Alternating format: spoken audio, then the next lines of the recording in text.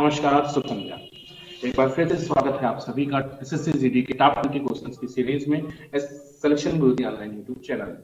और आपके साथ हम हर शाम करते हैं एनालिसिस को लेकर। एसएससी जीडी के जो पेपर हो रहे हैं उसके एनालिसिस के बेसिस पे मैथ्स के वो 20 क्वेश्चंस जो नेक्स्ट डे या आने वाले दिनों में जो पेपर होने वाले हैं उसके पॉइंट ऑफ व्यू से बहुत इंपॉर्टेंट। सबसे बड़ी चीज क्या होती है कि मैथ्स में सवाल को के पैटर्न को समझना बहुत जरूरी है।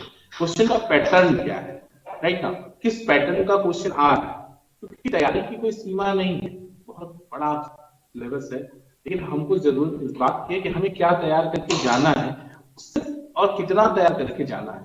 हम इसी की तैयारी के लिए आपके साथ हर रोज जुड़ते हैं और कल या आने वाले दिनों में एसएससी जीडी के पॉइंट ऑफ व्यू से क्या बड़े सवाल, क्या महत्वपूर्ण सवाल हो सकते हैं, उन सवालों की सीरीज में हम आज एक बार फिर आपके साथ जुड़े हैं। स्टार्ट करते हैं क्वेश्चन से। कह रहा है कि 4 बैग और 12 पर्स का मूल्य 1520 रुपए है। 10 बैग और 30 पर्स का मूल्य क्या होगा, राइट? ठीक है, तो ध्यान दीजिएगा, बहुत सिंपल सा सवाल ये है, इसको ध्यान देते हैं। देखिए, कह रहे हैं कि 4 बैग और 12 पर्स, कितना मूल्य है भाई? 1520। कोई दिक्कत नहीं, ठीक है। आप अब एक काम करिए, इसमें से क्या कर लेते हैं, हम 4 से भाग देते हैं दोनों तरफ। तो 1 बैग और 3 पर्स, 4 से भागते हैं तो 4 से यहां भाग देंगे तो 4 के 12, 3 15 32, 4 बट्टे 32 और ये 0, राइट। पूछ रहा है 10 बैग और 30 पर्स, 10 से गुणा कर दें तो 10 बैग और प्लस 30 पर्स कितना, 10 सीधा गुणा हो जाएगा तो कितना हो जाएगा, 3800। कर ले रहे हैं, कोई दिक्कत नहीं ना, कर पा रहे हो, कोई दिक्कत नहीं। यही 3800 आपका ऑप्शन है। क्लियर, कोई दिक्कत? तो आपका आंसर 3800। अच्छा कर हो जाएगा, कोई दिक्कत नहीं। अगला सवाल ध्यान दीजिएगा। नेक्स्ट सवाल है कि एक मूलधन को साधारण ब्याज के तहत रखा गया है 4 वर्ष बाद। एक मूलधन को साधारण ब्याज के तहत रखा गया है 4 वर्ष के बाद प्राप्त मिश्रधन का 4 गुना है। कितने वर्ष में हमें उसी दर पर मूलधन का 6 गुना मिश्रधन प्राप्त होगा? कह रहे हैं एक मूलधन को साधारण ब्याज के तहत रखा गया है और 4 वर्ष बाद 4 गुना प्राप्त हो रहा है। यानी अगर हम ये मान लें कि हमारा मूलधन 100 रुपए है और 4 साल के बाद अगर हम कंसीडर करें तो 4 साल के बाद ये कितना हो जाएगा, 400। और इस 400 में 100 तो आपका अपना मूलधन है, ब्याज क्या मिला, 300।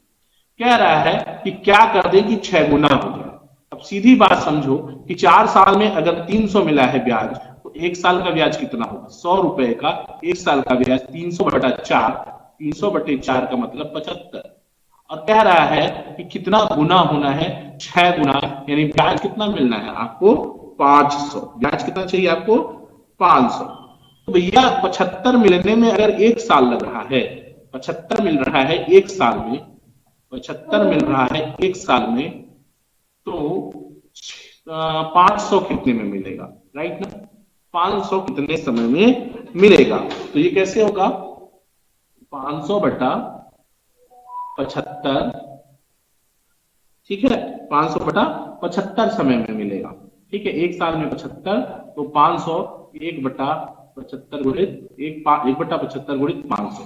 सॉल्व करेंगे, 15×25 75, 5 से 8 लेंगे, 100/15 यानी 20/3 साल, या यूं कह सकते हैं 6 से 2/3 साल। ठीक है, आपका सी ऑप्शन करेक्ट हो जाएगा। ये सी ऑप्शन आपका करेक्ट हो जाएगा। कैसे, समझ लो, फिर से समझ लेते हैं कि 100 रुपया साधारण ब्याज की दर से 4 वर्ष में 4 गुना हो जाता है। यानी 4 वर्ष में जब 4 गुना हो रहा है तो मूलधन 100 रुपए, ब्याज 300।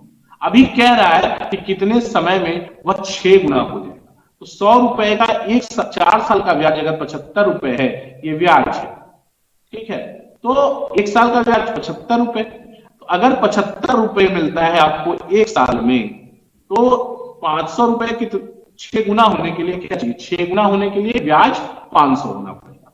तो 500 ब्याज कितने दिन में मिलेगा, 1/75 गुणित 500, इसको सॉल्व कर लेंगे तो 20/3 7 कर लेंगे, कोई दिक्कत नहीं, आराम से करने की जरूरत है, एकदम इजी लेवल से समझते जाइए, कहीं कोई दिक्कत होती है तो जरूर कमेंट करिए। ठीक है, अगला सवाल ध्यान दीजिएगा कि एक आयताकार मैदान की लंबाई और चौड़ाई के बीच का अनुपात 5 संबंधित 4 है। एक आयताकार यदि चौड़ाई लंबाई से 20 मीटर कम है तो मैदान का परिमाप क्या है। बहुत सिंपल सा सवाल है, समझ लो कैसे कर पाओगे। कह रहा है कि एक आयताकार मैदान की लंबाई और चौड़ाई 4 संबंधित, मान लीजिए 5x और 4x है, और चौड़ाई लंबाई से 20 कम है, यानी ये 20 हो गया, यानी x बराबर 20 हो गया। तो लंबाई कितनी हो गई, 5x बराबर 100 और चौड़ाई 4x बराबर 80। परिमाप क्या होता है, लंबाई चौड़ाई के योग का 2 गुना, तो 180 हो गया। l प्लस बी क्या हो गया, l plus B 2l plus B होता है, तो बराबर 200 प्लस 80, क्या मतलब 180, और 180 का डबल 360। परिमाप कितना हो जाएगा, परिमाप कितना हो जाएगा, परिमाप हो जाएगा आपका 360। कोई दिक्कत नहीं है, कर लोगे आप यहाँ तक। अगला ध्यान दीजिएगा क्वेश्चन, इसमें यहाँ तक कोई दिक्कत नहीं ना। नेक्स्ट क्वेश्चन ध्यान दीजिए, एक व्यापारी 25% छूट देकर 25% लाभ प्राप्त करता है, यदि वह वस्तु को 10% छूट पर बेचता तो लाभ क्या होता। ठीक है, समझ लेते हैं क्वेश्चन। कह रहा है कि एक व्यापारी 25% छूट देकर 25% लाभ कमाता है, क्या करना है हमको, सीपी एसपी एम। मान लिया वस्तु 100 रुपए की थी, प्रॉफिट किया 125%, 125 में बेचा, लेकिन छूट दिया है 25%, यानी एमपी का 75%, मार्क प्राइस का 75%, 75% कितना है 125 के, तो मार्क प्राइस कितना हो गया 100% बराबर 125 बटा 75 बटे 100। कोई तकलीफ नहीं, 25 या 75, 25 चौका 100, यानी ये बराबर हो गया 500 बटा 500 बटा 3, या यूं कह सकते हैं आप कि 300, ये कितना हो गया, 3 से गुणा करेंगे तो 375 और ये 500। यानी अब समझो कि क्या स्थिति बन रही है। कह रहा है कि 500 का वस्तु था, 25% छोड़ा तो 375 में बेचा, 500 प्रिंट था, 25% छोड़ दिया, 125 छोड़ा, 25% 125 500 का, तो 375 में बेचा, वस्तु 300 का था। कह रहा है अगर ये डिस्काउंट 10% कर दे, सिर्फ 10% का अगर डिस्काउंट दे तो कितने में बेचेगा, 450 में बेचेगा। सामान 300 का बेचेगा 450 में, तो प्रॉफिट कितना पाएगा भाई, profit percent is equal to, profit कितना हो गया 150 बटा 300 गुणित 100। ठीक है, कितना आ गया भैया 125 50% आ गया, प्रॉफिट कितना हो गया 50% का प्रॉफिट होगा। ठीक है, कितना प्रॉफिट होगा 50% का ये प्रॉफिट आएगा, ये प्रॉफिट 50%। कोई दिक्कत नहीं है, कर लोगे यहां तक, आराम से कर लेंगे। ठीक है, अगला ध्यान दीजिएगा, फिर से बता दूं, देखो कह रहा है कि किसी वस्तु पर 25% छूट देकर 25% लाभ प्राप्त किया जाता है। कह रहा है कि सीपी 100 है, मान लिया 100 है, सीपी 25% का प्रॉफिट लिया तो कितने में बेच दिया 125, समझ लिए। और कह रहा है कि ये 125 कब है, जब इस पे 25% का छूट मिला है, यानी जो अंकित मूल्य है उसका 75% 125 के बराबर है, तो 100% 500 बटा 3 हो गया। अब पूरा गुणा कर लेगा 300 में, तो सीपी 300, एसपी 375 और एमपी 500। अब कह रहा है कि अगर छूट वो 10% का दे, अब अंकित मूल्य कितना है 500, 500 पे 10% छोड़ेगा यानी 50 छोड़ेगा, यानी 450 लेगा, 450 रुपए में वो बेचेगा, 450 में बेचेगा कितने का सामान 300 का, अंतर 150, 300 का सामान 450 में बिकेगा, तो कितना प्रॉफिट आ जाएगा 50%। क्लियर है, कर लोगे ना भाई। ठीक है, आराम से समझते हुए चलिए। कह रहा है कि एक संख्या में 16 सहित 2/3% की वृद्धि की जाती है, यदि संख्या का बढ़ा मान 49 है तो मूल संख्या क्या है, सीधा सीधा 42 है। 16 सहित 2/3% का क्या मतलब होता है, 16 सहित 2/3% का मतलब होता है 1/6, 1/6, यानी पहले संख्या 6 थी, उससे 1 बढ़ गई तो 7। देखो कैसे बताते हैं, समझ लो, 16 whole 2 by 3% means it means in a fraction form it will be 6। इसका मतलब है कि पहले 6 था, 16 से 2/3 बढ़ा तो 7 हो गया, और ये बढ़ा हुआ मूल्य कितना है? 49 है। तो 7 अगर 49 है तो एक 7 है, तो एक 7 है तो 6 कितना होगा? पहले ये 42 था। मूल संख्या कितनी थी? 42। कोई पेन पेपर चाहिए भाई? बताओ जरा हमको, इसके कोई पेन पेपर चाहिए आपको? कर लोगे ना आराम से, ठीक है। अगला सवाल, अगला सवाल देख लीजिएगा। दो संख्याओं का गुणनफल 6760 है और उनका मौसत 13 है, ऐसे कितने युग्म बन सकते हैं? ठीक, देख लेते हैं क्या कह रहे हैं। ये कह रहे हैं कि दो संख्याएं हैं, उनका मौसा पता है आपको। दो संख्याएं हैं, उनका मौसा आपको पता है। जब मौसा पता है तो संख्याएं मान लेते हैं। मौसा 13 है तो संख्या क्या हो गई? 13x और 13y, और इनका गुणनफल दिया हुआ है, यानी 13 13 हम 169 xy बराबर दिया हुआ है 6760। ये काटेंगे तो xy बराबर आपको मिल रहा है 40, xy 40। ठीक है, तो ऐसे कितने युग्म बनेंगे कि मौसा 13 हो? तो 40 का देखो क्या हो सकता है, ठीक है ना।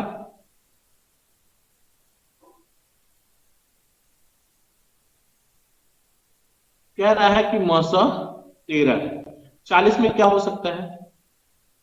1 हो सकता है, 40 हो सकता है गुणनफल, ठीक है। 2 हो सकता है, 20 हो सकता है, ठीक है।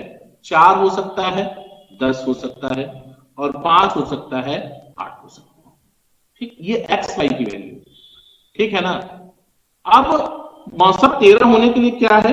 जैसे अब देखो यहां पे 5 और 8 का अब इसमें से जिसका मौसा 1 होगा, इसका मौसा 1 है और इसका मौसा 1 है, बाकी सबका मौसा, इसका 2 मौसा, इसका भी 2 मौसा, यानी जिसका मौसा 1 होगा उसी को 13 से गुणा कर देंगे तो क्या हो जाएगा? ये 13, अगर 1 40 है तो 13 13 चौका 52, 520। एक संख्या ये, एक संख्या ये। दूसरा क्या है? 13 बच्चे 65, 78, ठीक है। 13 बच्चे 65, 104, ठीक है। तो कहने का सेंस क्या है कि वो दो युग्म बन सकते, दो युग्म बन सकते। ध्यान दो कैसे, क्या मैं कहना हूं, उस बात को समझ पा रहे? हमने मान लिया कि अगर मौसा 13 दिया है तो एक संख्या 13 x, एक संख्या 13 y, गुणा कर दिया तो 169 xy बराबर 6760 या xy इक्वल टू 40। अब 40 को आप ब्रेक करोगे तो 140, 220, 410, 58 ब्रेक हो गया, 4 संभव हो गए। लेकिन मौसा 13 आए तो ये 13 के गुणक के फॉर्म में जाएगा। तो किसी भी संख्या जिसका मौसा 1 होगा, जब 13 से दोनों में गुणा हो जाएगा तो मौसा 13 हो जाएगा। तो यहां एक ढूंढना है कि इन चारों युग्मों में ऐसे कितने युग्म हैं जिनका मौसा 1 है। तो पहला 1 40 का मौसा 1 है और 5 8 का मौसा 1 है। यही दो युग्म आपके बनेंगे जिनका मौसा 13 हो जाएगा, जिनका मौसा 13। ठीक है, आगे देखिए सवाल। अगला सवाल ध्यान दीजिएगा कि 10xy, 12yz और 15zx का एलसीएम क्या होगा। ठीक है, सिंपल सवाल। 10xy, 12yz और 15zx का एलसीएम क्या होगा। तो पहले तो सीधा सीधा समझ लो आप कि अगर ये एलसीएम ले रहे हो तो पहले तो वेरिएबल्स x y z हो जाएगा एलसीएम। अब 10 12 और 15, 10 12 15 का एलसीएम हो जाएगा 60, 60 x y z इसका आंसर हो जाएगा। इसका आंसर क्या हो जाएगा? 60 x y z। कोई तकलीफ है? कर लोगे भाई? अगला सवाल ध्यान दो, कर लेंगे ना, यहां तक कोई दिक्कत नहीं है। ठीक है, टाइम मैनेज करना है और जीडी के पेपर में सबसे बड़ा जो इशू है वो टाइम मैनेजमेंट। और मैथ्स का सेक्शन अगर आपने मैनेज कर लिया इन टाइम फ्रेम के अंदर कर लिया तो बाकी सेक्शन तो आसान निकल जाएंगे। यही सेक्शन आपको आते हुए भी आपका समय टाइम किल कर सकता है, समय खराब कर सकता है। ठीक है, अगला सवाल कि एक 360 मीटर लंबी ट्रेन 12 सेकंड में एक बिजली के खंभे को पार करती है। 150 मीटर लंबे पुल को पार करने में ट्रेन द्वारा लिया गया समय क्या होगा। एक बात बहुत साफ है, आप जानते हैं पहले भी हम आप डिस्कस कर चुके हैं इस बात को। और एक विशेष महत्वपूर्ण सूचना यह है कि 26 जनवरी से हम लोग चैप्टर वाइज कंटेंट लेके आ रहे हैं आपके लिए। अभी तो ये जीडी का पेपर हम आपके लिए इसलिए लेके आए ताकि ये बहुत इसकी जरूरत थी, इसकी डिमांड थी। लेकिन चैप्टर वाइज कंटेंट भी 26 जनवरी से पढ़ रहे हैं, तो आप उसको भी ध्यान से पढ़िएगा। और आप अगली परीक्षा तक चैप्टर वाइज सारा कॉन्सेप्ट हम लोग अर्थमेटिक का डिस्कस कर लेंगे, और उसके बाद जब पेपर करने बैठेंगे तो बहुत मजा आएगा। ठीक है, देखो ये कह रहा है कि 360 मीटर लंबी ट्रेन 12 सेकंड में पार कर जाती है, तो इसकी चाल कितनी होगी? चाल बराबर दूरी बटा समय, 360 मीटर 12 सेकंड में, यानी स्पीड कितनी हो गई? 30 मीटर पर सेकंड, राइट ना। अब क्या कह रहा है कि यह ट्रेन जो उसकी लंबाई 360 मीटर है, 150 मीटर लंबे पुल को, जब मुझे पता है, आपको पता है ना कि जब कोई ट्रेन किसी पुल या प्लेटफॉर्म को पार करती है तो कितनी दूरी चलती है? अपनी लंबाई प्लस उस पुल या प्लेटफॉर्म की लंबाई के योग के बराबर। और आपसे समय पूछ रहा है, आपको पता है टाइम इज इक्वल टू समय बराबर दूरी बटा 4। तो दूरी कितनी चलेगा? 360 अपनी लंबाई प्लस 150 पुल की लंबाई, अब बटा 4 30 निकाल चुके हो, बराबर ये कितना हो जाएगा? 0 छपा 11 1 3 1 4 510 बटा 30। कितना हो गया? 18 17 51 17 सेकेंड, 17 सेकेंड में ये पार कर जाएगा उस प्लेटफॉर्म को। ठीक है, ठीक है ना। इस सवाल को एक और दूसरे तरीके से समझ लीजिए। जैसे अगर ये 360 मीटर जा रहा है कितने देर में? 12 सेकंड में। ठीक है, तो 12 सेकंड में जा रहा है। अगर हम इसको काटना शुरू करें, 3 से काट देंगे 12, 6 से काट देंगे 6 छाके 36, चलिए 6 से काट ले, 6 छाके 36, 60 मीटर जाएगा ये 2 सेकंड में। या 30 मीटर जाएगा ये कितने सेकंड में? 1 सेकंड में। ठीक है, तो कह रहा है कि 510, तो 17 से गुणा कर लेंगे, 17 3 51 510, और इधर ये 17 सेकंड। ठीक है, हो जाएगा, कोई दिक्कत नहीं है, आगे बढ़े, कर लेंगे। ठीक, अगला क्वेश्चन ध्यान दीजिए कि दो संख्याओं का अनुपात 17 संबंध 45 है। छोटी संख्या का 1/3 भाग बड़ी संख्या के 5वें भाग से 15 कम है, छोटी संख्या कौन सी? ठीक है, कुछ नहीं है, सिर्फ आपको कैलकुलेट करना है।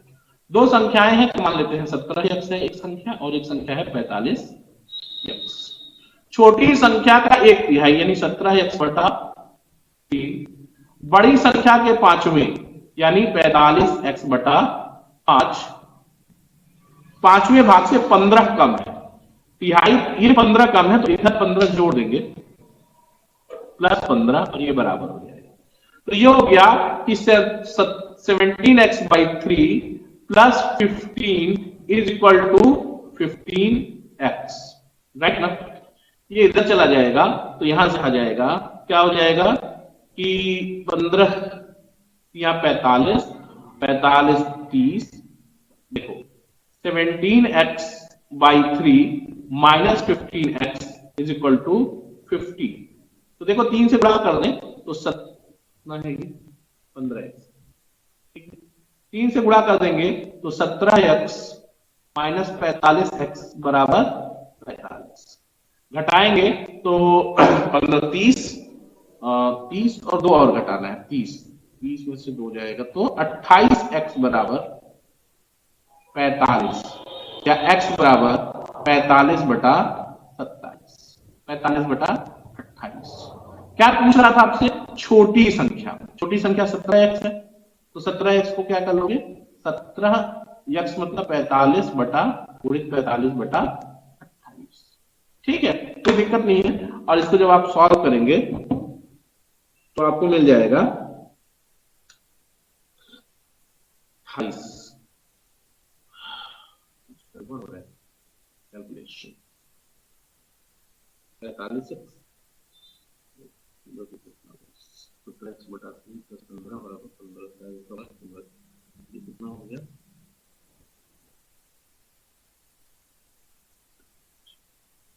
जैसे नवंबर।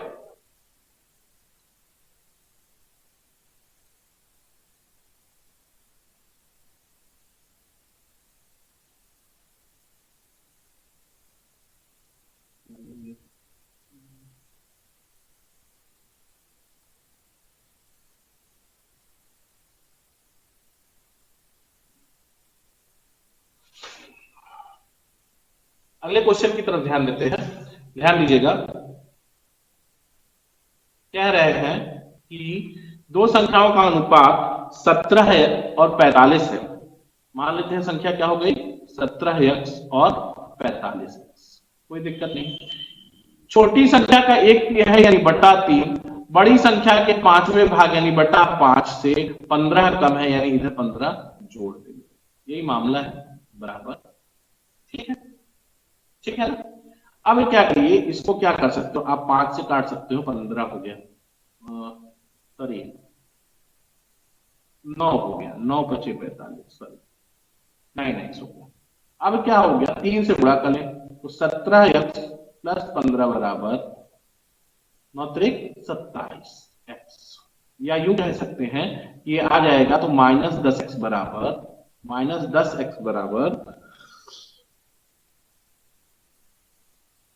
-15 या x is equal to minus, ये हो जाएगा 3/2। अब क्या करना है, छोटी संख्या निकालनी है आपको। तो छोटी संख्या कितनी हो जाएगी, छोटी संख्या हो जाएगी आपकी 17x। 17x का मतलब हो गया 17 इंटू 3/2,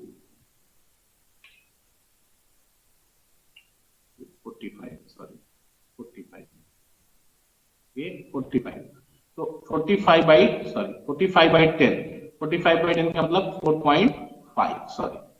ठीक है, इसको कट लीजिए तो ये क्या हो जाएगा, छोटी संख्या 17x बराबर 17 इंटू 4.5, ये सॉल्व कर लेंगे आप तो आपको मिल जाएगा 76.5, राइट ना। ये सी ऑप्शन आपका हो जाएगा, यहां से ये सी ऑप्शन आपका करेक्ट हो जाएगा। कैलकुलेशन थोड़ा संभाल के करने की जरूरत है। ठीक है, ये 45 हो जाएगा, 3 से गुणा किया था तो ये 15 रहेगा, ये 45 हो जाएगा। क्लियर है। अब इसको आप सॉल्व कर लेंगे तो आपको मिल जाएगा 76.5, कोई दिक्कत नहीं है। अगला सवाल ध्यान दीजिएगा, कह रहा है कि एक चुनाव में उम्मीदवार ए ने कुल वैध मतों के 65% मत प्राप्त किए, कुल मतों के 25% मत अवैध घोषित कर दिए गए या अवैध घोषित कर दी गई। यदि मतों की कुल संख्या 46,000 थी, तब उम्मीदवार ए के पक्ष में कुल वैध मतों की संख्या। ठीक है, इलेक्शन का सवाल ये है, आप इलेक्शन पे बहुत सारा सवाल। एक उम्मीदवार को कुल वैध मतों का 65% मत प्राप्त होता है। ठीक है, अब देख लीजिए क्या है मामला। एक उम्मीदवार है ए और बी, वैध मत का 65% अगर ए को मिला तो 35% बी को मिला, कोई दिक्कत नहीं है। अब क्या कर रहे हैं, कुल मत कितने हैं, कुल मत 100% बराबर है 46,000, जिसमें 25% इनवैलिड हो गए। तो 25% इनवैलिड हो गए तो बचे कितने, 75%। तो 75% वैध मत बचे तो बराबर हो जाएगा, ये 0000 से खत्म हो जाएगा, तो 460 इंटू 75, इसको ऐसे ही रखो। कह रहा है कि ए उम्मीदवार के पक्ष में कुल वैध मतों की संख्या क्या। अब ये वैध मत का 65% पाया। वैध मत कितने हैं, वैध मत है 460 गुणित 75 गुणित 75, और इसका 65%, 65/100, तो 25 चौका 100, 25 यहाँ 75, 4 से काट देंगे, 4 1 4, 4 1 4, 4 20। ठीक है, यानी आपको वैध मत मिलेंगे 115, 115 को लिख लो 3 से गुणा करके, 345 गुणित 65। ठीक है, 345 गुणित 65। ठीक है, 345 गुणित 65 जो है वैध मत आएंगे। इनका जब आप सॉल्व कर लेंगे तो आपको मिल जाएगा 22,425। इसको सॉल्व करेंगे तो 22,425, ये आपका सही ऑप्शन हो जाएगा, 22,425। कर लोगे, 22,425 इसका करेक्ट आंसर होगा। ठीक है, 22,425। देख लो कैसे हुआ। ए को वैध मत का 65%, बी को वैध मत का 35%। कुल वोट 46,000 यानी 100% बराबर 46,000। तो वैध वैध मत क्या है? ये वैध मत है, वैध मत है, वैध मत। 460 गुणित 75 गुणा मत करना। अब इस वैध मत का ही 65%, 460 गुणित 75 गुणित 65/100, यही ए को वोट मिला है। और इसको जब सॉल्व करेंगे तो 22,425 प्राप्त होगा। कोई दिक्कत नहीं है, कर लोगे। आगे बढ़ा जाए। ठीक, अगला क्वेश्चन ध्यान दीजिए। अगला क्वेश्चन है कि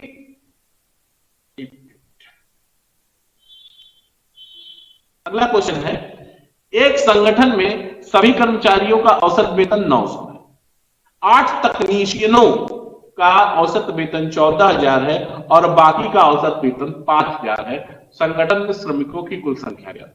आसान सवाल, एलिगेशन लगा लो। एलिगेशन से बहुत आसान, आराम से लगा लोगे, वैसे भी लगा सकते हो अगर आप लगाना चाहते हो। कह रहा है कि औसत वेतन 9,000 है। चलो भाई, ये 9,000 बीच में है, ठीक है। तकनीशियन जो है उनका वेतन 14,000 है,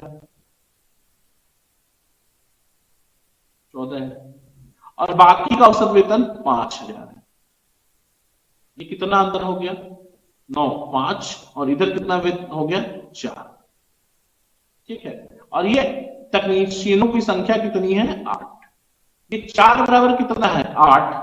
तो ये 5 बराबर कितना होगा? 10। यानी 8 तकनीशियन थे और 10 शेष स्टाफ था, यानी टोटल स्टाफ कितना हो गया? टोटल स्टाफ हो गया 8 प्लस 10, 10 8 18। भाई समझो बात को। कह रहा है 14,000 जो तकनीशियन है, जो टेक्नीशियन है उनका वेतन है, और 5,000 जो शेष है बाकी का औसत वेतन है, और टोटल एग्रीगेट एवरेज सैलरी 9,000 है। आप इसका एलिगेशन लगा देते हैं तो 5,000 पाने वालों की संख्या 5 है और 14,000 पाने वालों की संख्या 4 है, और सवाल में इस 4 की वैल्यू कितनी दे रहा है? 8। तकनीशियन कितने हैं? 8। तो इस 5 की वैल्यू कितनी हो जाएगी? 10।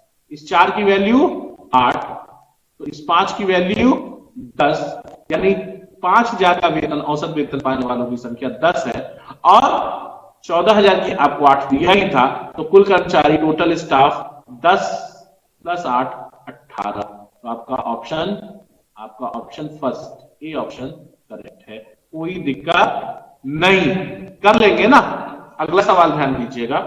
अगला क्वेश्चन है कि 4 वर्ष पहले ए और बी की औसत आयु 18 वर्ष थी, अब एबीसी की औसत आयु 24 वर्ष है, 8 वर्ष बाद सी की आयु क्या हो?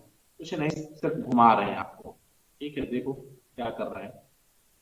कह रहे हैं कि 4 वर्ष पहले एबी की औसत आयु 18 थी, तो 4 वर्ष पहले 18 थी, अभी औसत आयु कितनी हो जाएगी? 22। अब 22 गुना ए प्लस बी कितना हो गया? 44। और एबीसी की अभी वर्तमान में कितनी है? एबीसी वर्तमान में कितने हैं? 24, यानी 72 योग 72।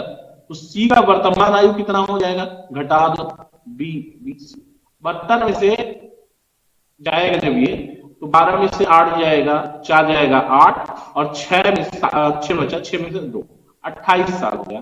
और 28 के बाद भी पूछ रहा है कि 8 साल बाद, ये वर्तमान है, क्या है? वर्तमान है। तो 8 साल बाद कितना हो जाएगा? 28 8 36 वर्ष, ये आपका आयु हो जाएगा सी का। क्लियर है ना? कर लोगे भाई आराम से, बिना पेन पेपर का सवाल है ये सब। ठीक है, अगला सवाल देखो। ये सवाल है ए क्यूब, ये माइनस है बी क्यूब है, ये 0.4 का क्यूब है, अपान 5.4 स्क्वायर प्लस 2.16 प्लस 0.16। ये जानते हैं क्या है? इसको समझ लेते हैं। ये मामला ये है, इसको मैं बता देता हूं। ये मामला है a cube minus b cube upon a square plus a b plus b square, और इसका आंसर हमेशा ए माइनस बी होता है। और ए माइनस बी का मतलब 5.4 माइनस 0.4 इज इक्वल टू 5। कोई दिमाग ही नहीं लगाना है, ये है इसका रॉकेट मेथड। अगर यही क्वेश्चन इस तरह से होता कि a cube plus b cube upon a cube plus a b plus b square, तो इसका आंसर हो जाता ए प्लस बी। क्लियर है? कर लोगे ना भाई, यहाँ पे ए माइनस बी होता है, यहाँ ए प्लस बी होता है। क्लियर? ऐसा सवाल जब भी इस फॉर्म में देखे, अब आपको यहाँ फॉर्म चेंज करना था। ये 0.064 का मतलब ही होता है 0.4 का क्यूब। ठीक है ना? कर लोगे भाई, कोई दिक्कत? ठीक, आगे चलते हैं। कह रहा है कि एक कस्बे की जनसंख्या 5% प्रतिवर्ष की दर से बढ़ती है। 2 वर्ष बाद इस आधार पर कस्बे की जनसंख्या क्या होगी यदि वर्तमान जनसंख्या 16,000। 16,000 5% बढ़ रहा है तो 105 बटा 100 गुणित 105 बटा 100, डबल जीरो खत्म हो गया, एक जीरो से जीरो काट दो, काम देगा। 16 को रखो और 105 का स्क्वायर 110 25 होता है, और 16 से गुणा बटे 10 है इसके साथ, गुणा कर लीजिए। 16 पच्चे 80 8, 16 दूनी 32 8 40 4, 16 शून्य 4, 16 का 6 और 16 का 16 17, एक दशमलव 17,640। ये ऑप्शन बी सही हो गया। कोई दिक्कत है भाई? कर लोगे ना? कोई दिक्कत नहीं है ना? चलो आगे बढ़ते हैं। अगला सवाल है, एक वृत्ताकार पार्क है, एक वृत्ताकार पार्क को 6.5 रुपया प्रति वर्ग मीटर की दर से समतल कराने में लागत 36 रुपए है। ठीक है। इसके चारों ओर 18 रुपया प्रति मीटर की दर से बाढ़ लगाने का लागत क्या होगा? ठीक है, देख लेते हैं। देखो, अगर इसका लागत, क्षेत्रफल का लागत कितना दिया है? 36,36,36 और रेट क्या है आपके पास? रेट आपके पास यही है क्या? 6.05, राइट ना? तो देखो क्या आएगा इसका क्षेत्रफल। इसका क्षेत्रफल हो जाएगा, इसका क्षेत्रफल बराबर हो जाएगा कुल खर्च 36,036 बटा 6.5, सॉल्व कर लेंगे, ये आपको मिल जाएगा 5544। अब यहां से आपको आर चाहिए, क्षेत्रफल है ना, तो पाई आर स्क्वायर यानी 22/7 आर स्क्वायर, और ये बराबर है कितना? 5544। 11 दूना 22, 11 पचे 55, 11 चौक 44, इसको सॉल्व कर देंगे तो कितना आ जाएगा? 252 252 into 7, R square equal to कितना हो जाएगा? 252 इंटू 7, ये बराबर हो जाएगा, मतलब इसको सॉल्व करेंगे तो ये आर बराबर हो जाएगा 40। सॉल्व कर लीजिए, देख लीजिए गुणा करके कितना आएगा? 2 7 14, 1 7 दूनी 14, 1 7 35 36, और 7 दूनी 14 1 15, 1564। किसका स्क्वायर है? 22, पता है ना? 16 81, 15 64, 14 9 8 7 49। ठीक है, ये सब कैसे चलते हैं? 81, ये क्या है? 41 का, ये 42 का, ये 43 का, 17 ये 18। ठीक है, ये कितना हो गया? 42। ठीक है, कर लेना, 42 हो गया। अब परिमाप 16 17 ये 18 होते हैं, सॉरी 16 17 18, तो 7 दूनी 14 1, 7 35 36 3, 7 दूनी 14 3 17, 1764। ठीक, इसका स्क्वायर है 42। अब 2 पाई आर निकाल लो, 2 पाई आर, और खर्च कितना है? 18, तो 2 पाई आर होगा 2 गुणित 22/7 गुणित 42 गुणित खर्च 18। ये जब आप सॉल्व करते हैं तो आपको मिलता है 3960, 3960 इसका आंसर हो गया। कर लोगे? ठीक है ना? यहां से आर निकालना पड़ेगा और ये 3960। अब आपको एक बात बताएं, इसकी ट्रिक हो सकती थी, लेकिन दो ऑप्शन दोनों पहली कर रहा है इसलिए इसका ट्रिक नहीं अप्लाई। पहली चीज तो आपको क्षेत्रफल परिमाप निकालना था, 2 पाई आर से गुणा होता है यानी 22/7 यानी 11 से डिविजिबल होगा। तो ये देखो, ये दो ऑप्शन 11 से डिविजिबल नहीं थे तो पहले ही कर जाते, लेकिन ये दोनों ऑप्शन 11 से डिविजिबल है। 7 4 11, 5 4 9 7 2 9, 6 3 9 9, ये 11 से डिविजिबल थे। फिर रेट 18 से गुणा किया था, यानी 9 से डिविजिबल होना चाहिए था, तो ये भी 9 से डिविजिबल है, ये भी 9 से डिविजिबल है। इसीलिए इतना करना पड़ा। अदरवाइज अगर कोई ऑप्शन ऐसा होता जो 9 से ना कटता और 11 से ना कटता तो हम ट्रेस करके सीधा ऑप्शन टिक कर देते। बात समझ पा रहे हो हमारी? ठीक, अगला सवाल ध्यान दीजिएगा।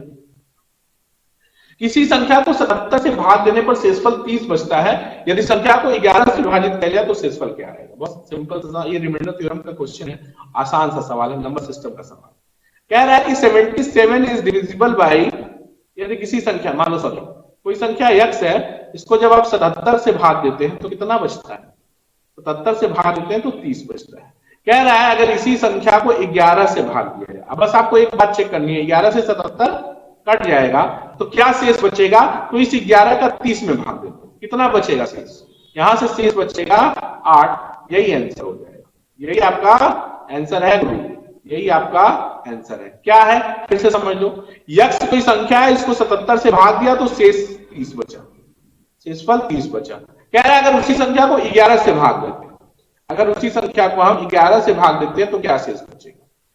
11 से 77 तो कट ही रहा है पूरा पूरा, इसका मतलब है कि 11 से जो हम 30 में भाग देंगे, जो शेष बचेगा वही संख्या में 11 से भाग देने पर शेष बचेगा। तो 11 से 30 में भाग दिया तो शेष 8 बचा, तो यानी x में अगर 11 से भाग दे रहे हैं तो शेष कितना आएगा? 8, यही आंसर है। ठीक है, अगला सवाल ध्यान दीजिएगा। कह रहा है कि एक कपड़े की दुकान ने 3 की खरीद पर एक मुफ्त का प्रस्ताव दे रखा है, दुकान का द्वारा प्रस्तावित छूट का प्रतिशत क्या है? बहुत सिंपल सवाल, लेकिन कभी कभी लोग गलती कर देते हैं और इसको 1/3 गुणित 100 33 होल 1/3% का आंसर टिक कर लेते हैं, जो कि कभी भी नहीं हो सकता, कदाप नहीं हो सकता।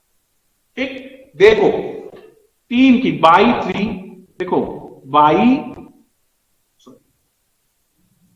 बाई 3 गेट 1 फ्री, यही ऑफर है दोस्तों ना, यानी आपको एक फ्री दे रहा है, कितने पे? 4 पे, समझ गए ना?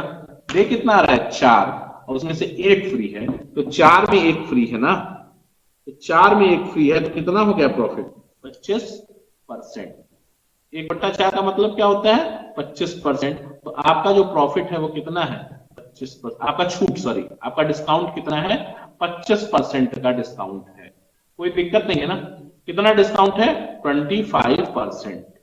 By 3 get 1 free, it means कि आप पा कितना रहे हो? 4, इस 4 में क्या ठो फ्री है? 1, तो 1/4, 1/4 का मतलब 25%। कोई तकलीफ हो गया? कोई दिक्कत नहीं है ना?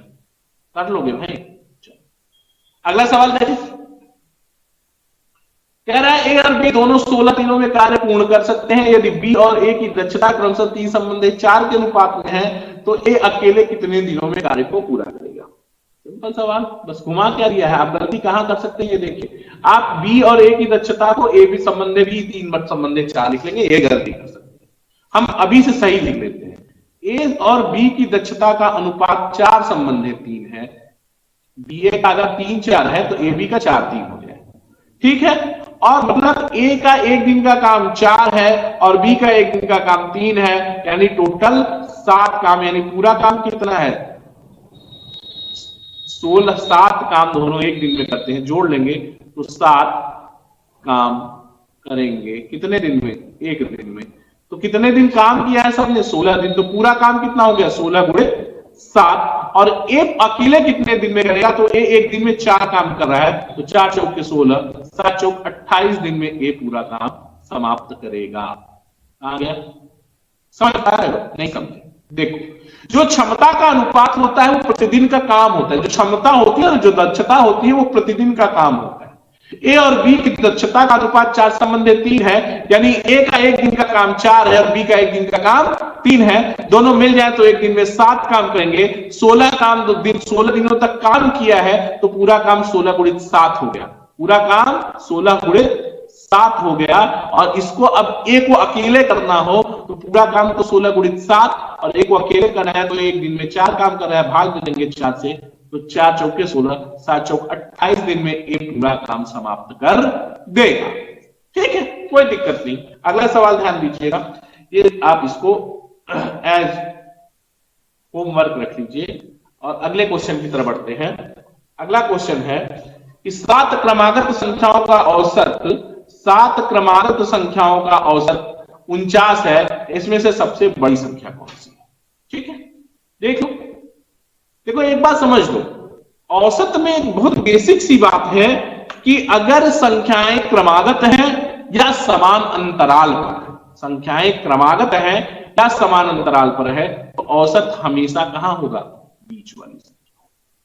अब कितनी संख्याएं हैं? 7, तो ये बीच में हो गई, तो 3 इसके इधर संख्या हो गई और 3 इसके इधर संख्या, 3 3 6 और ये बीच में 7वीं संख्या। क्रमागत है तो 49 के बाद 50, 50 के बाद 51, 51 के बाद 52, सबसे बड़ी संख्या 52। अगर एक पूछ लेता है सबसे छोटी संख्या, तो 48, 47 और 46, सबसे छोटी 46 हो जाती। क्रमागत है ना, 46, 47, 48, 49, 50, 51, 52। कुछ भी नहीं करना है इस सवाल में, सीधे ऐसे ही टिक कर देना। कोई तकलीफ है? कोई तकलीफ हो तो बताइए, यहां तक कर लेंगे। एसएससी जीडी के टॉप 20 क्वेश्चन की सीरीज में आज 23 जनवरी को इतना, ठीक है। कल फिर कुछ अच्छे सवालों के साथ जो आपके जीडी के पॉइंट ऑफ व्यू से बहुत इंपॉर्टेंट है, उनको हम फिर से डिस्कस करेंगे। आप एक बात समझ लीजिए कि पढ़ाई की या तैयारी की कोई लिमिट नहीं है, लेकिन आप किस लेवल का एग्जाम दे रहे हैं, उस लेवल के एग्जाम की तैयारी उसी हिसाब से करनी चाहिए। अगर आप तैयारी जीडी की कर रहे हैं और क्वेश्चन सीजीएल का सॉल्व कर रहे हैं, तो निश्चित रूप से दिक्कत हो सकती है, ठीक है ना। तो आप जिस लेवल का प्रिपरेशन कर रहे हैं, हम आपको उस लेवल का क्वेश्चन आपसे डिस्कस कर रहे हैं। 26 जनवरी से हमारे चैप्टर वाइज कंटेंट पढ़ने शुरू हो जाएंगे। मोस्ट प्रोबेबली परसेंटेज से मैं स्टार्ट कर रहा हूं। 26 जनवरी से परसेंटेज डिस्कस करेंगे, profit loss, simple interest, compound interest. इस सीक्वेंस के साथ चलते हुए हम per day chapter per day chapter wise content discuss करेंगे, जिसमें हर चैप्टर से कम 6 से 7 वीडियो, 5 वीडियो, जितने वीडियो में चैप्टर्स हम कंक्लूड कर पाएंगे, हम करने का प्रयास करेंगे। और उस समय महत्वपूर्ण यह है कि आप एक एक चैप्टर वाइज वीडियोस को ध्यान से देखिए, उसी से नोट्स बनाने का प्रयास करिए और उसको हमेशा के लिए रख लीजिए, तैयारी करने के लिए रख लीजिए, और वो आपके लिए बहुत फायदेमंद होने वाला है। ठीक है, तो आज के लिए इतना ही। जय हिंद, जय भारत।